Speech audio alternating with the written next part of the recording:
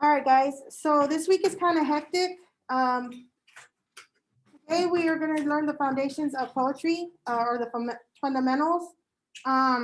Because tomorrow you have your CUA, which is the writing and you do the writing tomorrow and then you do the multiple choice the day after. Remember, those are district assessments. It's mostly over drama, but there is some poetry, so I need to make sure you guys understand the poetry part of it. But we're going to kind of go through it pretty fast, okay? So specifically, we're going to be learning about the sounds, feelings, and the creation of images within poetry, and expand your knowledge of the different types of poems.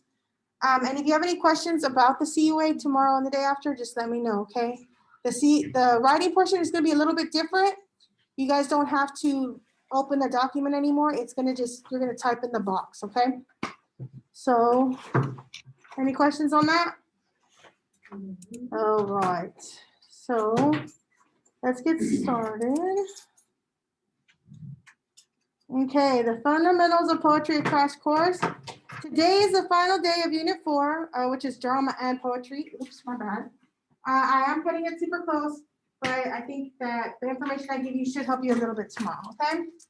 But we are going to be continuing poetry into the next unit, which is Unit 5, because that is cross-genre. So we'll be able to get a little bit more experience with poetry. And even if you don't like poetry, I think by the end, you'll enjoy some of it, at least hopefully, okay? So this is a Nearpod. You are going to need to go through it. There is questions at the end. Again, put your last name first and your first name. So this would be flipped, right? Garcia, Andrea. What I have done to make it easier for you though in the future is this is also the PowerPoint and Nearpod right here for future reference, okay? So let's get started. I don't know why there's such a delay on my stuff. Okay, the fundamentals of poetry. This is, so many of you have seen these types of pictures, right? Well, what you may not know is that this up here is poems. So here's the deal with Chinese art. It is not considered art unless it has a poem to go with it. So what would happen is, let's say I gave this poem to Garen, right? I would write this picture to Garen. I would write a poem to go with it. And then what Garen would do is later he would write a poem that matches mine or responds to mine. Let's say Garen then gives it to Ruby, she would write one that responds to him. Okay, so that's how a lot of times when you see art from China, there's all this writing on it. And that is because poetry was the language of China. Their government tests, everything, you had to know poetry and be able to write poetry. Okay, so that's why you see it like that. That's why I love Chinese poetry in and of itself. So, the fundamentals of sound for poetry. Of course, we have rhyme where that's the identical or similar concluding syllables are repeated. That's at the end, right? But then you have assonance, which is the same vowel sounds within words and phrases within the poem, okay? So a lot of these are just terms. They don't make any sense until you actually see them in practice. So one of the best ways to do it is to see it. Eminem, even if you love him, hate him, whatever, he is known for his rhyme schemes and the way he rhymes, even amongst other rappers. So he's considered really good at writing them. So here, his palms are sweaty, knees weak, arms are heavy. There's ramen on his sweater already, mom's spaghetti. So you see how that's the ending? That would be rhyme, okay? But then you have assonance right here, and the king never dies. I complained about the game, I shout and I pout, and it's a love-hate. But I found out that I can move a mountain of doubt, even when you are counting me out, and I appear to be down for the count. Only time I ever been out and about, driving around town in my whereabouts in doubt. So the OU sound, oh, that is repeated over and over again. So a lot of times when you hear his music, it flows really well because he makes sure to do this. He uses assonance a lot, okay? So rhyming is the ending. Sound the same. Assonance is when the vowels sound the same. Okay, make sense? Questions? Pretty simple, right?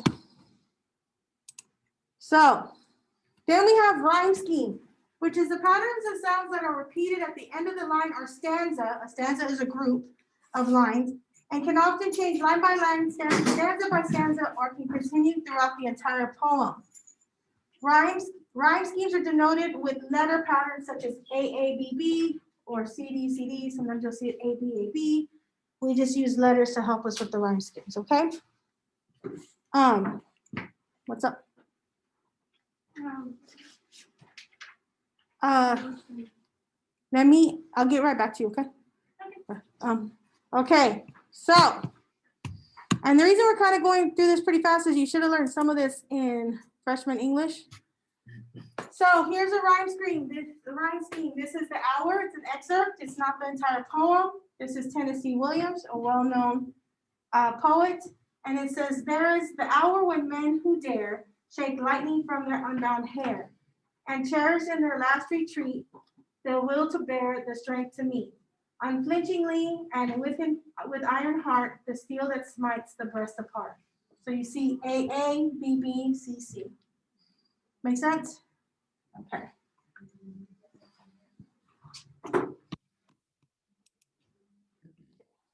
Senor Edgar Allan Poe, most of you know him.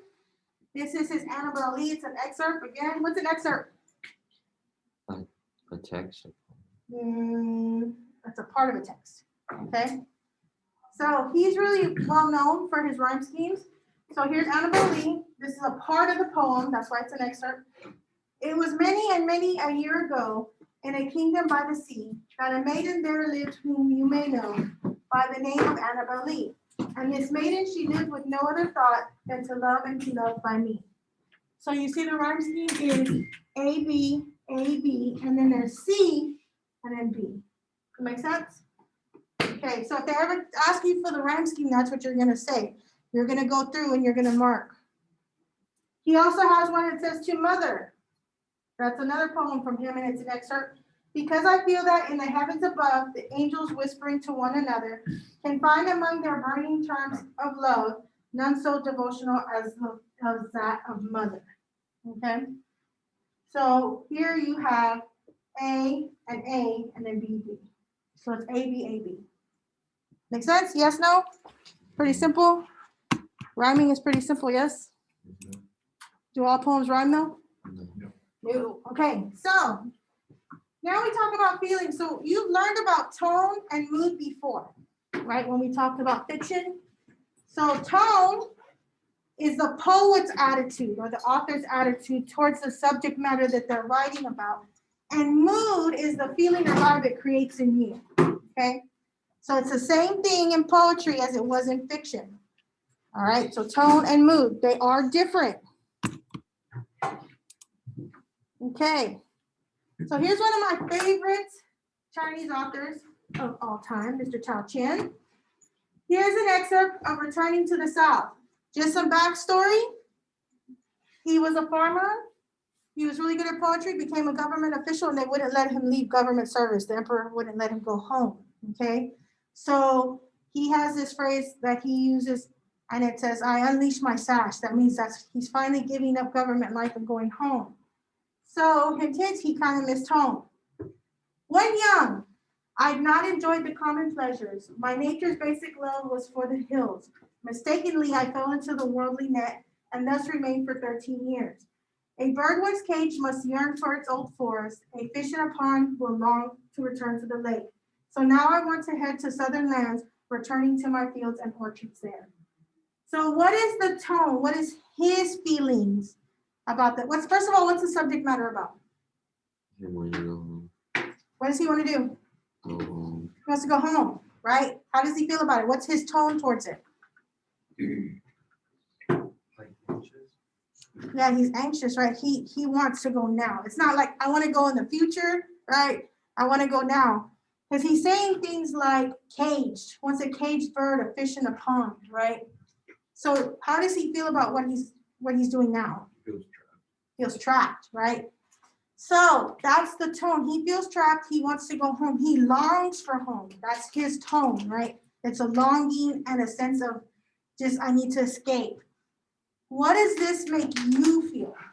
What's the mood that it creates for you? Now, keep in mind, just because Garen's mood might be one thing That doesn't mean that somebody else can't feel something else. You just have to be able to support it, right? So what mood do you feel when you read this? Yeah.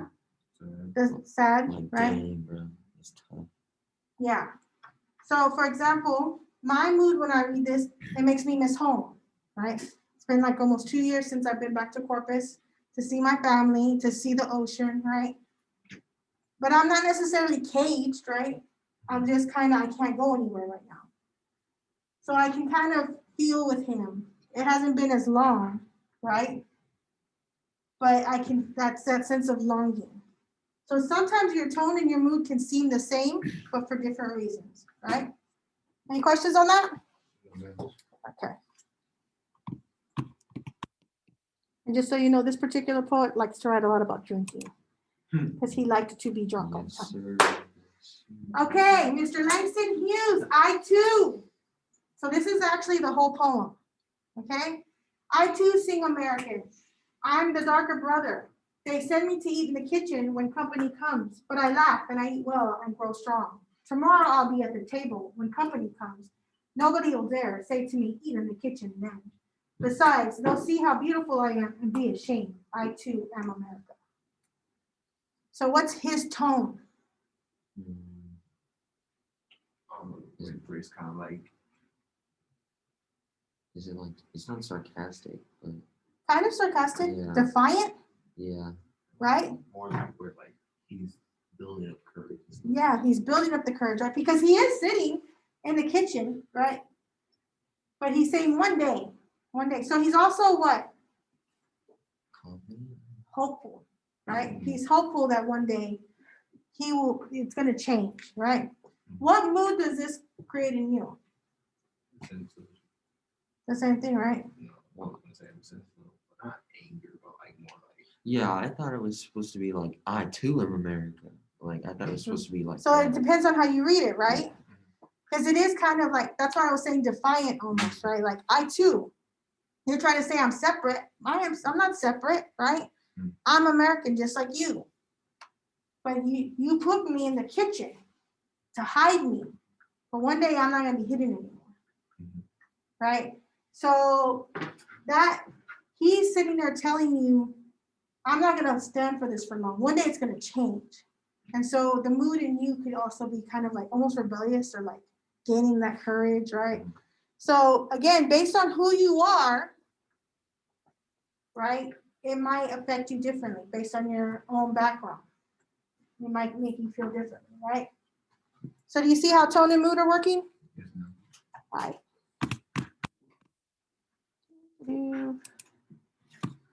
I like how I move the mouse and then it kind of just disappears. See, you see that? All right, now we need to talk about imagery. Now, most of the time when we talk about imagery, we think of words that paint a picture, right? Oh, it's super descriptive and it paints a picture, right? That's when we think about imagery. But that's not always how imagery works, okay? So especially in poetry, it can be conveyed through the poem's construction, such as line length, line placement, through their use of auditory imagery. That's the way it sounds, right? And it appeals to your sound.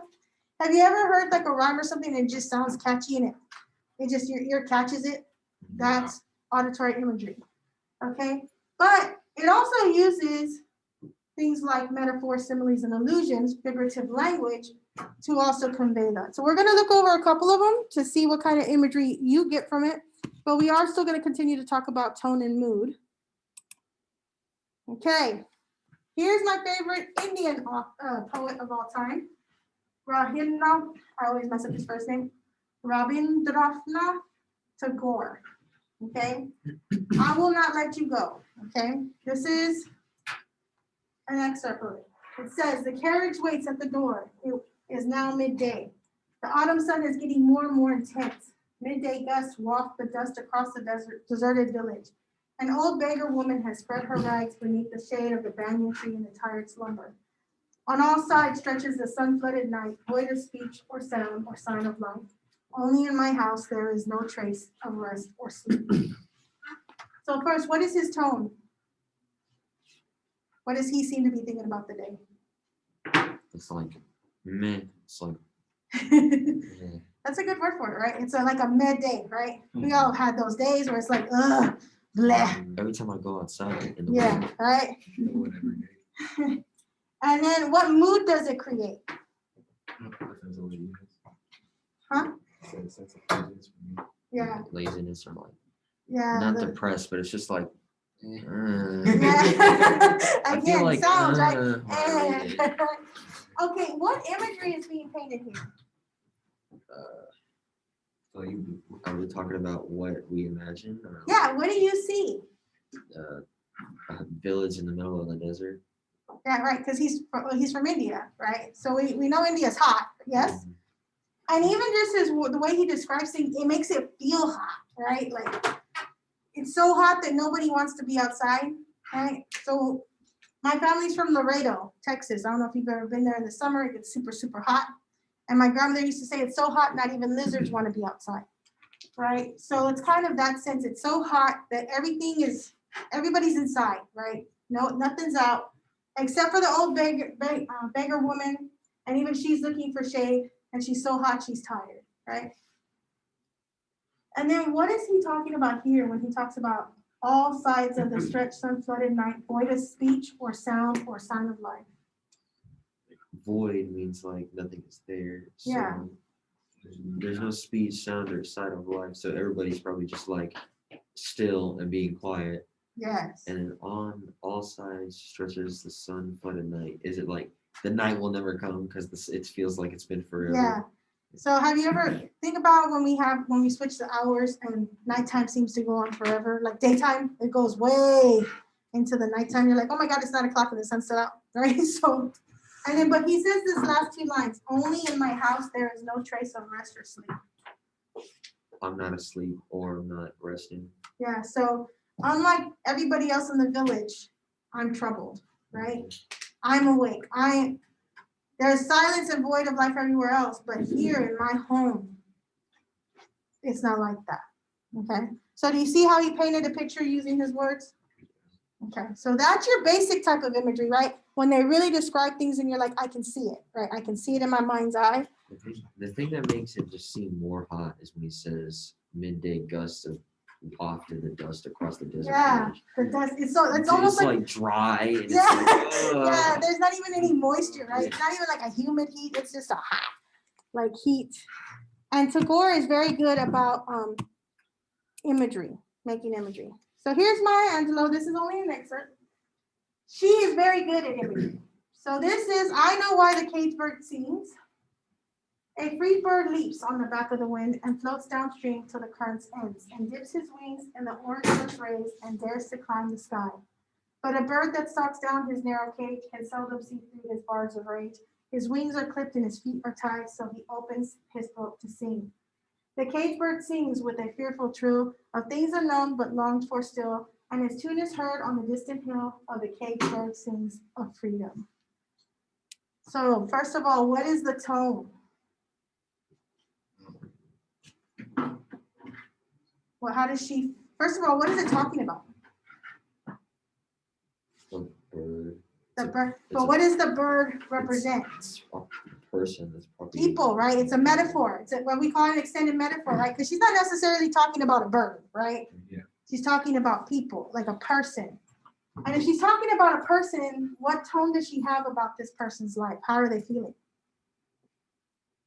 Kind of like hopeful. I don't know what the feeling is when you're sad for somebody else. Yeah, it's sad, right? Like it's kind of like because it's talking about, is this bird free? No. No, right? Because it says, I know why the caged bird sings. So when a bird is caged, right, it can't fly, it can't be You free, can't do anything else. But right? sing. So it's talking about people that aren't free. But does the bird long to be free? Yes. Yeah, right? That's why it sings. So like hopeful would work. Yeah, so she's kind of empathetic, right? It's an empathetic tone. I understand how you feel, right? And she almost seems like kind of not only empathy, but there's a little bit of hope. Just a little bit, right? What is the mood it creates in you? How does it make you feel?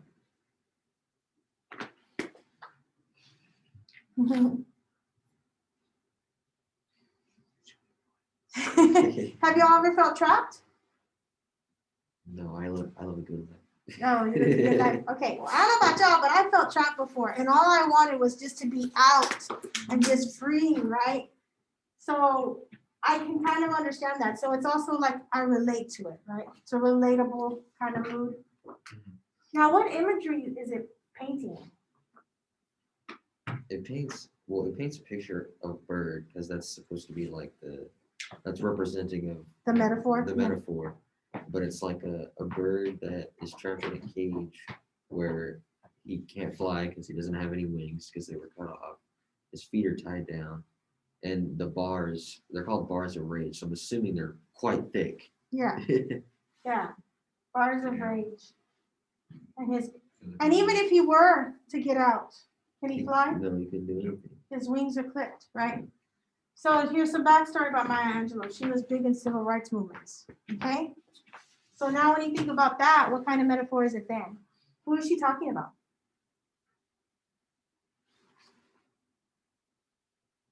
Not me. I ain't gonna She's talking about African Americans in the United States, right? So even if you free them, right, from all the racism and everything, there's things that are in place that have clipped its wings, and all it wants is freedom. All it wants is to be free with everybody else. Make sense? Okay, so you see how it's painting a picture? All right. But she didn't necessarily come out and say, oh, the dust is this and that, right? Like it was kind of just clips, little sparks of images that help you create the bigger picture. And then what about the flow of it? Did that also kind of give you a certain image in your head, the way that it was flowing a little bit? So this is Mary Oliver. It's called that Black River. What's the first thing you notice about the poem? black. Well, other than black. It's set in like a diagonal kind of Yeah. shape. It's a kind of river. like Is goes it- in and out, Is it right? supposed to be a river or something? Because Well, I know let's see. there's poems that you can put into Yeah. shapes or whatever. Exactly. There are poems that you can put into shapes, right? So this says, all day its dark, slick bronze soaks it in a mossy place, its teeth, a multitude set for the comedy that never comes. Its tail is knobbed and shiny, and with heavy weighted punch packed around the bone. In beautiful Florida, he is king of his own part of the Black River.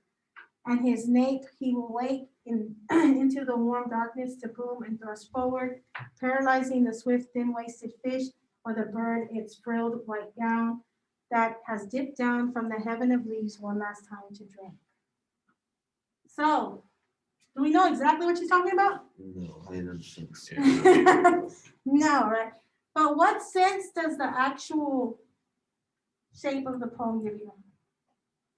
A river. A river, right? It is giving you the sense of a river, right? And so she's talking about the different things that surround this river, right? Where is it at? Florida. Florida, right? What tone does she seem to have? Like monotone.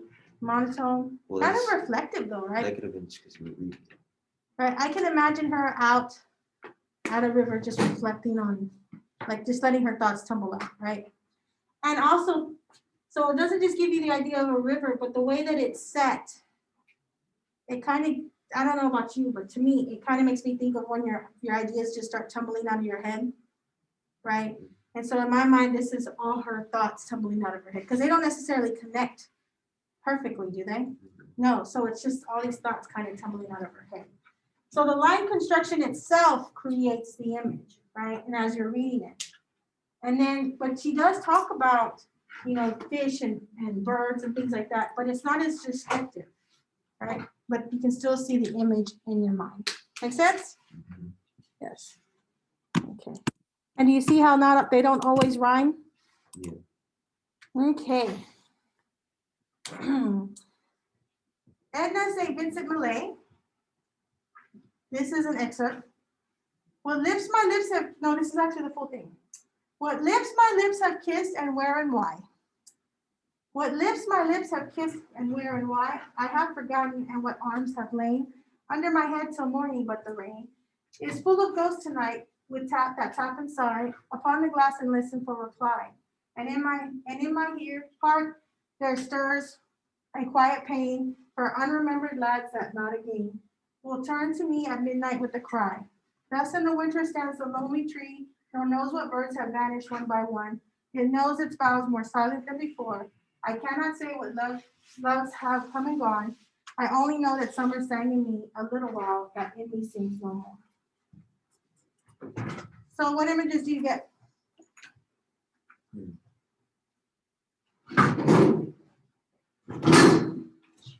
Nobody can relate to this? I don't quite get it. You don't get it? Like, she like met some dude and then he died, I guess, or something. I don't know. Well, she kind of did me, well, I wouldn't say songs, I'd say deeds, right?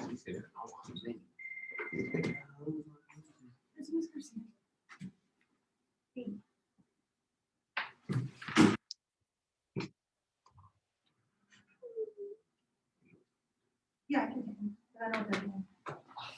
Okay. No problem. Okay, so first of all, she's remembering all the boys, or we don't even know if it's boys, right? All the people she kissed, right? All her little rendezvous that she's had, right? Yes. Does she remember Yes. all of them? For unremembered lads. Pretty sure that means even. Well, so yeah, so we definitely know there's boys, right? Does she remember all of them? No. No, right? So there's some that she's like, She don't have a body. I have forgotten where arms have lain under my head till morning. So she may have cuddled with them, but she don't remember their name, right? But the rain is full of ghosts tonight. So is she with somebody right now? No. No, she just has her memories of them. So got tap and sigh upon the glass and listen for reply. And I messed up here. And in my heart there stirs a quiet pain. So she kind of does miss them, right? Of unremembered lads that not again will turn to me at midnight with a cry. So so she's by herself. So she's kind of remembering. And then she switches it up, right? We go from a person remembering something to what? To a tree. Oh, Thus in the winter stands the lonely tree. What do trees look like in the winter? dead. Dead, bare, right? Nor knows what birds have vanished one by one.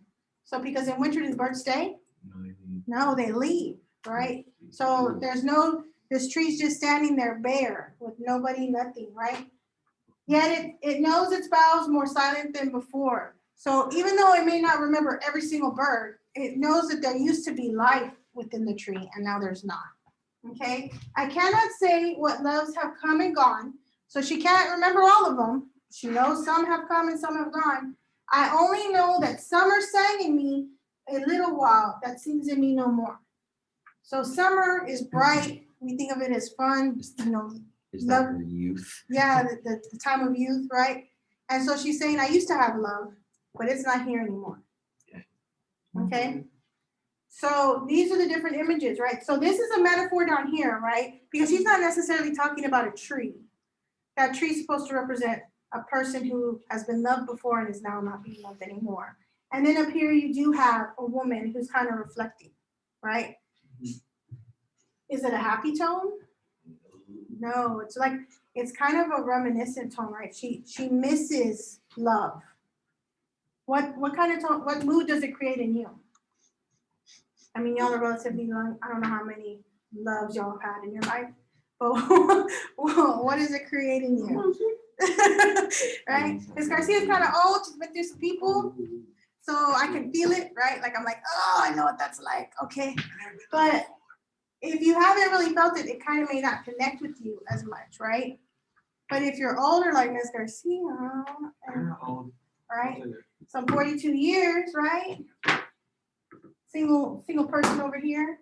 I can definitely relate to that, right? I can sit there and say, oh, I know what that feels like. Does it mean I feel like this all the time? No, but at that moment I can connect with it, right? So it's creating the image of a lonely woman and a lonely tree, just with what it's talking about. So you see how they all go hand in hand, the tone, the mood, the imagery? Okay, so there's 14 different types of poems. I'm not gonna make you do all of them. I'm not gonna make you, there's even some that Miss Garcia doesn't even like, right? But I want you to at least know the key components and what makes them different. Okay, so you have blank verse, rhyme poem, free verse, epic, narrative, haiku, pastoral, sonnet, elegy, ode, limerick, lyric, ballad, and I always mess up this up. Villanelle. We're gonna go with that today. Okay, so I just want you to know the fundamentals of them and the most well-known people that have written them, okay? Because who knows, maybe you'll find one that you like. Now, is this all the types of poems? No, because there is, like Garen had talked about, that there's a poems where they make images. Those are considered concrete poems, right? But when you look those up, you really don't find a lot of well-known authors that are drawing pictures with their words, right? That's more of a, I hate to say it, like a task for elementary kids, right? Like, Well, I had to do it. I had to make an Edgar Allan Poe poem fit into a raven. there you go. So- See, yeah, there you go. So it's always one of those school tasks, right? Right? It's not necessarily like William Shakespeare's like, I'm going to turn my sonnet into like a rose. He's not doing that, right? So blank verse, it's almost always in the iambic pentameter. And just so you know, Miss Garcia hates the iambic pentameter. Or lines of writing that consist of 10 syllables in a specific pattern of unstressed syllables followed by stressed syllables. They do not rhyme. Miss Garcia doesn't like iambic pentameter because I hate figuring out syllables. Yeah, Just so exactly. you know, that's probably why I don't like haikus either, because I don't want to sit there and count my syllables. I just want to say words. So the most well-known poets, William Shakespeare, Christopher Marlowe, and John Milton. Milton. They sound intriguing, That's don't like they? no, that's a dog name. Milton. Right. Come here, Milton. So then you have your rhymed poems, which obviously they rhyme, right? Vary in rhyme scheme by group. So you normally have couplets, which are 2 rhyme lines, quatrains, which are 4 alternating rhymes. That's normally the A-B. And then your tercet, which is 3 rhyming lines. The most well-known are Robert Frost. And Robert Frost, have you ever heard of the poem, The Path Not Taken? Yeah. Yeah, that's Robert Frost. You have Miss Maya Angelou, one of my faves. And then Pablo Neruda, okay? He tends to write about love all the time. Right, he's always. Don't have it. So, again, I just want you to know the fundamentals. So, free verse. This is the easiest one to write Because you just do because whatever you it's want. free. Right? So, no consistent rhyme scheme, pattern, or musical form. So, a lot of rap songs can fall into free verse. Okay? Because they don't have to follow the rules all the time. So, lots of freedom. You have Gustav Kahn. You have Mr. Walt Whitman, who's known as the originator of free verse, because he just didn't care. And when I say his poems are long, Whole like book. pages long. Like Yes. novel book long? Yes. Like, Long. there's like long. chapters. And T.E. Gilmour, I can never say his name, but he looks very stoic and serious, right? So I'm assuming his poetry is that. I don't read a lot of free verse, so I'm not sure. Okay. Then you have your epics. And just like it sounds, they're long narrative works. Why That didn't they detail just call them extraordinary books? feats and adventure, and it's normally always about the distant past. So you got my homie here at Mr. Homer. He wrote the Iliad and the Odyssey. You know what those are, right? No what? I know what the The Trojan Odyssey horse? is. The Trojan horse. Yes, right. So that's in the Iliad. The Odyssey is about all the soldiers that are trying to get back home, Yeah, I read the Odyssey. especially Odysseus, right? And that's where you get those.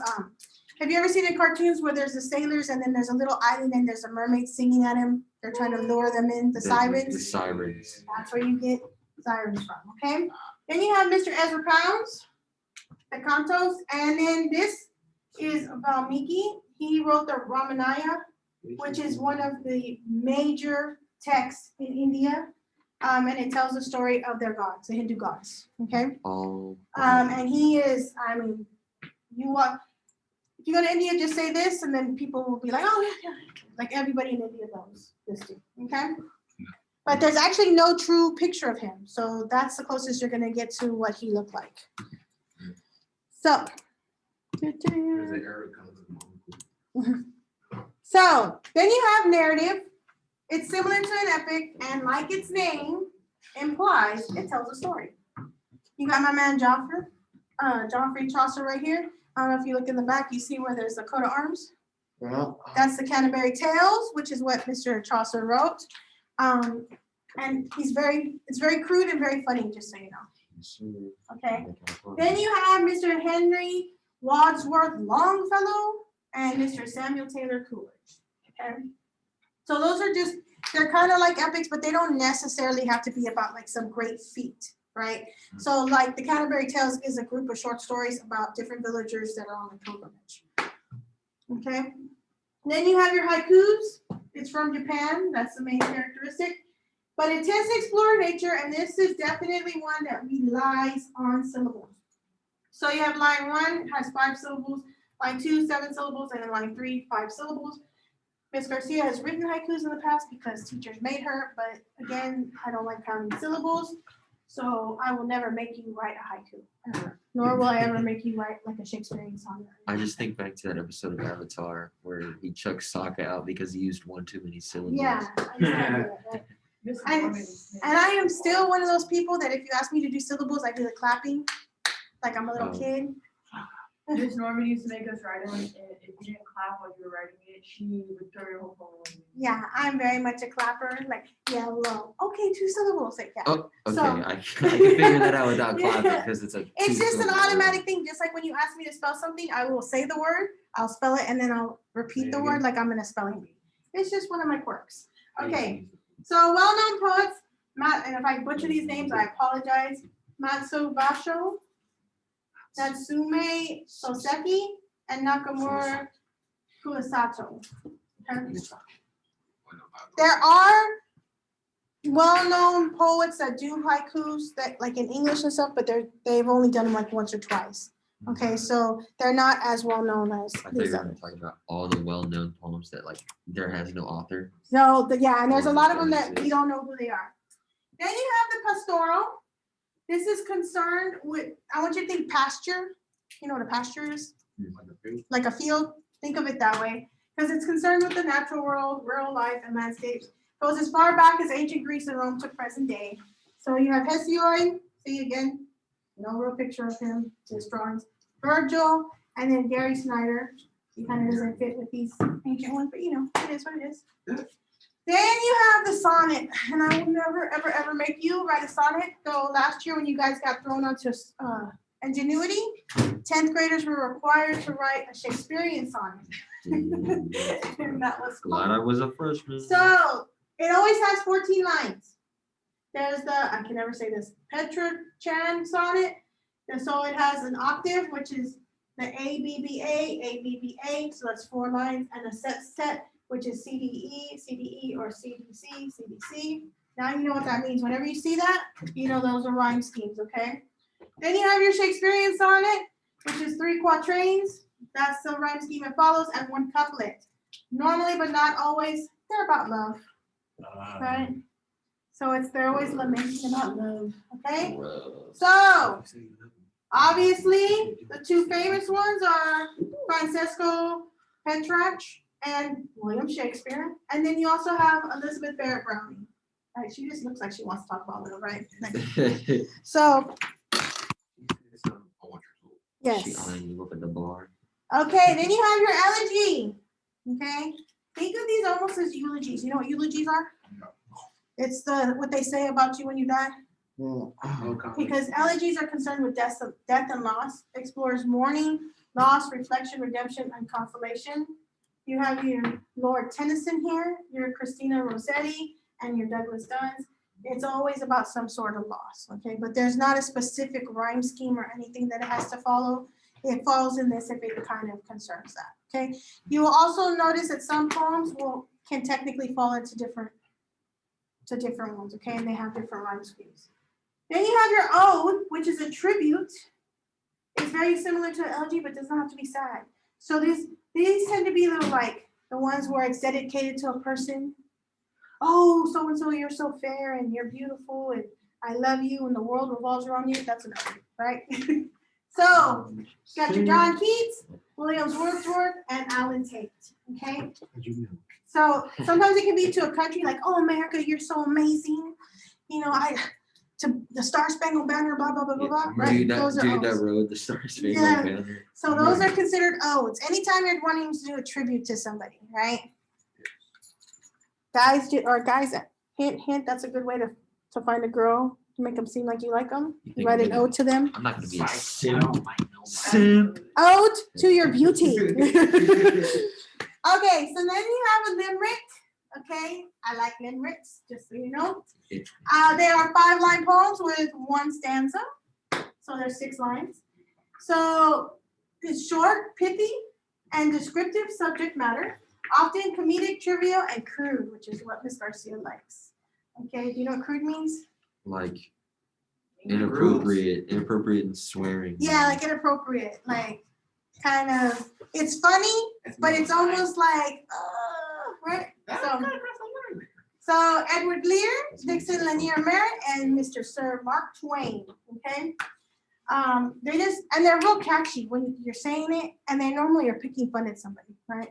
So he actually has one that's about a kid that dies in a well, right? But you don't find that out to the end of the poem. At most of the poem, you think he died out of like heartbreak or whatever, and it's like, oh no, by the way, he didn't die from his broken heart. He fell down the well, and you're like, wait, what? So, right. So then you have lyric, which is feeling and emotion are the main focus. They're very broad and very similar to epics and dramatic poetry, but it kind of has that sing-songy type of feel to it. And that's Emily Dickinson, Sir Thomas Wyatt, and W.H. Auden. Okay. We're almost done, I promise. All right, then you got a ballad, which is a narrative poem that rhymes and is melodic. So your music, right? Think ballad, ballets, right? Music and dancing and things. So it can be poetic or musical. You got your Sir John Keats, Samuel Taylor Coolidge, and Mr. Bob Dylan. What did Bob Dylan do? Like, he sounds so familiar. Bob Dylan is a well-known, he's a He songwriter, wrote songs. but it's the way he writes his songs and the lyrics, they're like poetry. I'm sure if I look up a song and And if you ever see him, he always has a crazy hair. See, his hair is tame in this one, but it's normally like all over his. So then you have a Villanelle, which is a 19 poem of 5 tercets and quatrains. Highly specific internal rhyme scheme, so these are very hard to write. Describes obsessions and other intense matters. So if it's like that intense, like, oh, I love you so much, I just want to. That's it. William Ernest Henley, Sylvia Plath, she tends to write about depression, just so you know. And Dylan Thomas, okay? So yeah, Plath tends to write about depression and all the pitfalls of being a woman. So, all right, so those are the 14. So here's just some things that people can do with poetry, just so you know, I'm over the academic UIL team and debate. And one of the categories is poetry, but what you do is you find poems and you mesh them together to create a story. So here's Hayden Carruth. It says, and note, the great poems of elders in many times we struggled to comprehend, who are now content with mystery simple. And then I combined it with Mary Baroff's understanding poetry, logic, trope, scheme, theme, structure, all of that. I met them, matched them, made them call my bluff. We thrashed it out, rehashed it for 40 ways, strutting that little scene I played for praise and won my share. Oh yes, I had enough, which is, I'm pretty sure, the way you guys are gonna feel when we're done with poetry. You're gonna be like, Miss Garcia, I've had enough poetry, I'm done. Okay, I'm out. So again, it was just a crash course. It's not everything in poetry. We are gonna get a little bit more into poetry because poetry is really good for like analyzing. Will I make you write a poem? I don't know, because some people are like, oh, poetry's easy. It really is not, okay? So I might have an assignment where you do that if it's for extra credit or something, okay? So any questions? All right, cool. So here's the other deal. I want to show you what you need to do tomorrow, okay? Because when you come in, you need to go ahead and get started on it. You know what? Okay, so tomorrow, since this is Miss Garcia, it shows up. Tomorrow, this is gonna pop up on your screen. By 11:59, it's not gonna be on your screen anymore, okay? It's gonna disappear. But all you have to do is you click in it, And then you click on this. So no more having to download anything, no more having to create a Word document and upload and all that stuff. So basically it's gonna look like this. You'll click the start. This is how I want it set up. Introduction, global, personal, conclusion. You know the drill. It is persuasive. And you just click start. All right, what's the And you'll prompt? see the prompt, and then you just type at the bottom. So it's a lot easier for you guys, okay? No more, oh, miss, I can't open the document. Oh, even though it's a lined paper, it's all at the top corner. No, none of that anymore, okay? So that should be easier, hopefully. And then on Wednesday, you're gonna have the Eduphoria link where it takes you to the multiple choice. Remember with this one, the rules, it's your S number without the S. That's both your username and your password. Again, the link will show up in the morning, and then by 11:59 at night, it's gonna go away and you can't access it anymore. These are district tests. You do need to make sure you do them, okay? Any questions? All righty. Don't forget to get anything in that you are missing.